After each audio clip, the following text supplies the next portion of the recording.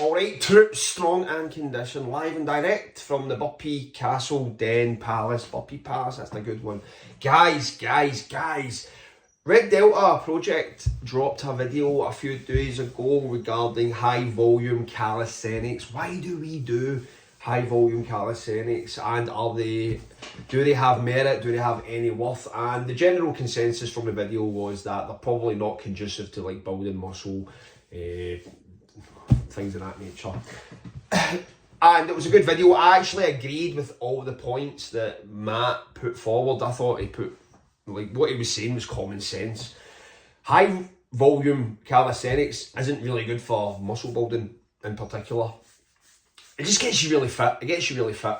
And there's probably the law of diminishing returns is really prominent in high volume calisthenics, but we do it for a reason, and I'll get into that. Now, there was also a video I seen. It's a guy called Coach Colton. He's one of these content guys where they talk about content. That's not really my scene, but like that's just what YouTube's like, and fair play to guys that do that stuff. But it's just quite drama orientated, and that doesn't concern me or interest me in any level.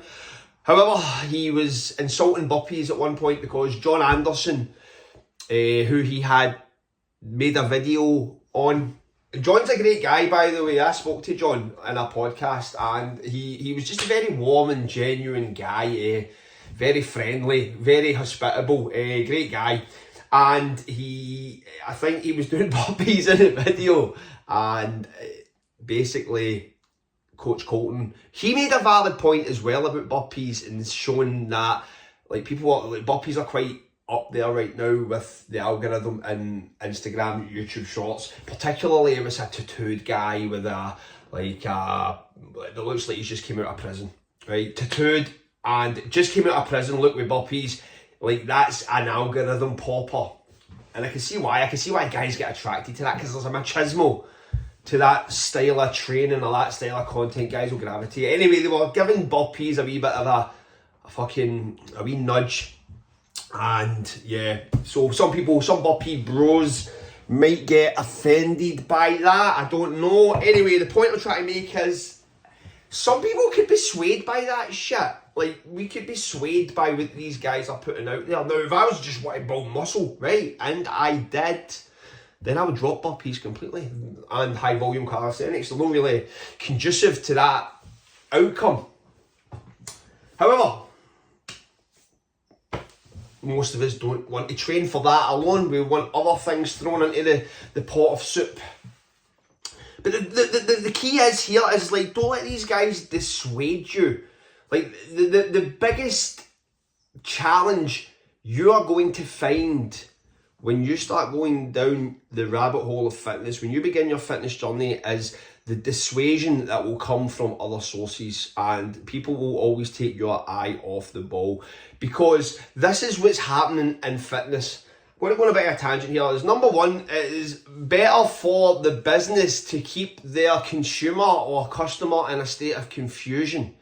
Now, if you're permanently confused, you need guidance, you need help, therefore you are likely to part ways with your money in order to mitigate said confusion. However, the people that are selling you the product, it is in their best interest that they keep you confused.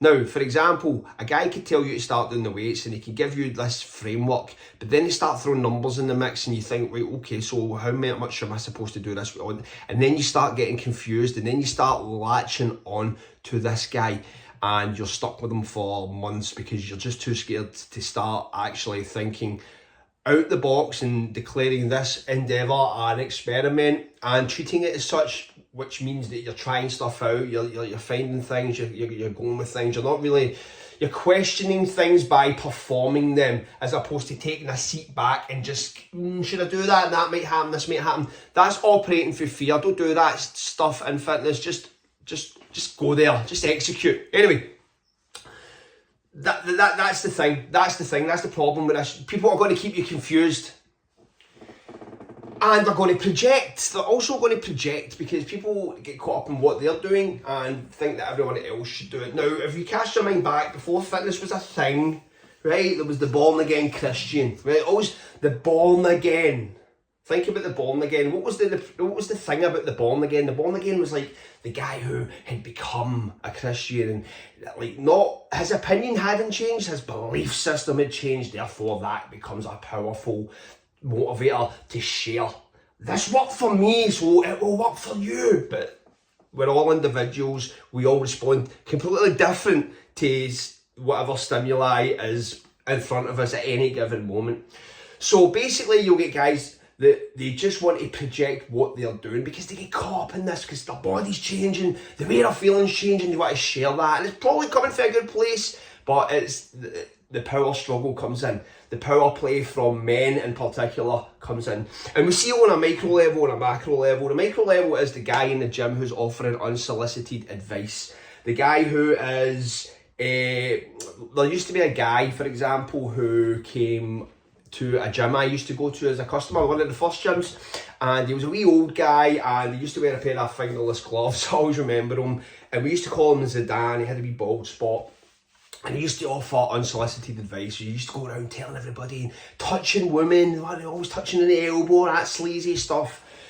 Yeah, you should be doing this and that. And the guy looked like Skeletor's Bossack. He just looked like a dilapidated scrotum. But he was offering physique advice. But that's what happens, man. He's in the gym 2 weeks. That's his personality. He's projecting. And then you get the macro level. You get the YouTube content creator who starts to dish shit. That doesn't work. And this is the thing you're going to get in fitness. People are always going to tell you what you're doing doesn't work. They're going to be the gatekeepers that start to come into the mix. YouTube comments is a classic for this. It's an absolute classic for this. People will come in to me personally and say some outlandish, to me, shit. They'll say stuff where I'm like, wow, like, what does that matter? Like, your chin-ups weren't going low enough. Like, a guy the other day, like, why are you not sounding off after your burpees? Like, what? Like, they feel compelled to come in and ask, why are you not doing this? You should be doing this. Like, you need to do this. Like, that's like getting spoke to by your father when you're like 12 or 13. You're just like, oh, beat it, I'm not listening to you anymore. Like, I want to do my own thing. I'm becoming a man. And that's the problem. You're going to get projection, so you need to fend off the projection as well. You need to fend off the projection. And that's why, to me, like, the guys that I will watch on YouTube are the guys that are authentic, the guys that are raw, the guys that aren't selling anything in particular. I don't know, man. That's what draws me. I like authenticity. I like guys who have lived it and experienced it, and they can give you their insight into it. They're not trying to sell you something. They're just trying to explain their journey, because there'll be a wee nugget in there. So where does that take me back to Matt Riddle's video? Well, the thing is, and I'm sure Matt will agree with this, we do it because we love it. We just love doing burpees and high rep body weight stuff. It's a great feeling. It always reminds me of runners. Think about runners. That cardio high. I always remember it myself when I went through a phase of running. That first run where you run consistently for a long period of time, like a 30-40 minute run, without stopping, and you feel every capillary in your body has opened up, every like arteriola or whatever, everything in your body's just been sucking oxygen, man, and you're high. You feel alive. You feel proud, but you feel alive. And when you get that at the end of a burpee session, of a high rep bodyweight session, that's how we feel alive, man. We're crazy people, man. Burpees are not for everybody. They're not.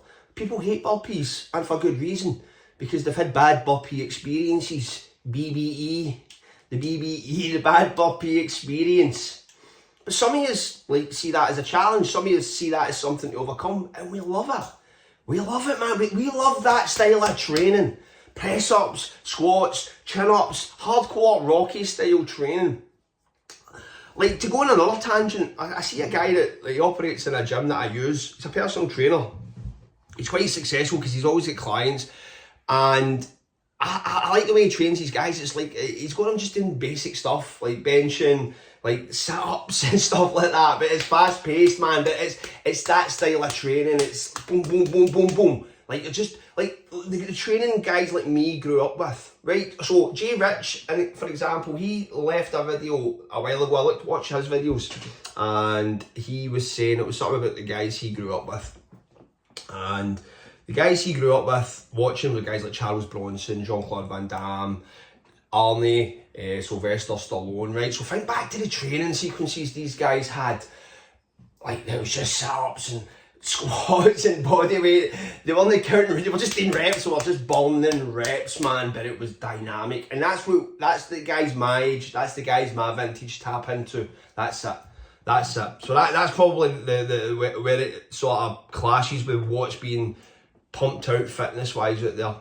But guys, this is the bottom line. We do burpees because we like doing burpees. If you enjoy doing burpees, continue to do burpees. Stop looking for an answer from the burpee. The answer is, are you enjoying it? Yes, continue to do so until your body can't take anymore or you get bored. Then find something else you enjoy and stick with that. Because guys, you need to kind of have a degree of enjoyment in this game. It's not about grinding. Grinding's boring. That's called going to work. That's called trying to provide for your family. That's the grind. Going to the gym's not a grind, man. Going to the gym is something that you do, man, to get a positive outcome at the end, man. So if you enjoy the process, then the likelihood of achieving that positive outcome is going to be exponentially increased. Right, guys, just a bit of a rant, but guys, just let's do the burpees, man. Just let us do the pull-ups, the chin-ups, the squats, man. We enjoy it. We love it. That's it, man. Don't put people off. Let them enjoy. Anyway, guys, thanks for staying strong and thanks for staying conditioned.